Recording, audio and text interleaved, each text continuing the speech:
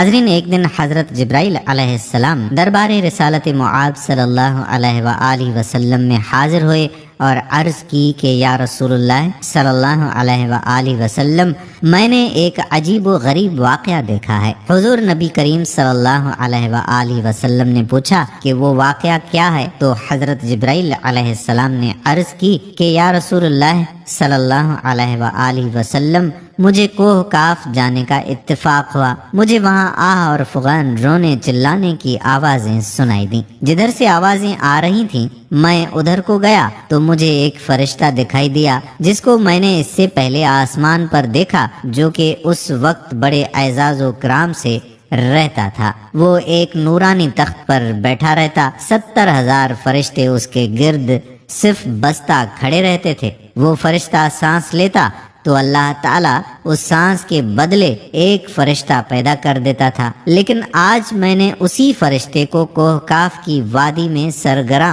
और परेशान आहोजारी कनंदा देखा है। मैंने उससे पूछा कि क्या हाल है और क्या हो गया है। उसने बताया कि मेराज की रात जब मैं अपने नूरानी तख्त पर बैठा था, मेरे करीब से अल्लाह ताला के हबीब नबी अकरम सल्लल्लाहु अलैहि वआलिहि वसल्लम गुजरे तो मैंने हुजूर नबी अकरम सल्लल्लाहु अलैहि वआलिहि वसल्लम की ताज़ीम व तकरीम की परवाह ना की। अल्लाह ताला को मेरी ये अदा, ये बड़ाई पसंद ना आई और अल्लाह ताला ने मुझे जलील करके निकाल दिया। फिर उसने कहा कि ऐ जिब्राइल अलैहिस्सलाम, अल्लाह के दरबार में मेरी सिफारिश कर दो कि अल्लाह ताला इस गलती को माफ फरमाए और मुझे बहाल कर दे। या रसूलुल्लाह सल्लल्लाहु अलैहि वआलिहि वसल्लम, मैंने अल्लाह ताला के दरबार बेनियाज में निहायत आजिज़ी के साथ माफ़ी की दरख्वास्त की। दरबार इलाही से इरशाद हुआ, ऐ जिब्राइल अलैहिस्सलाम, इस फरिश्ते को बता दो कि अगर ये माफ़ी चाहता है तो मेरे नबी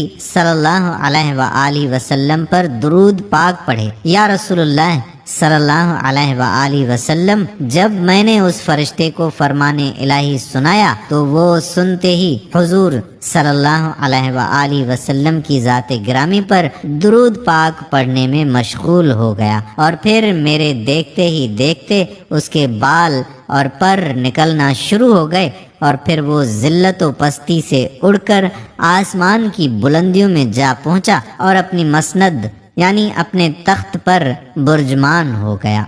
सुबहान अल्लाह।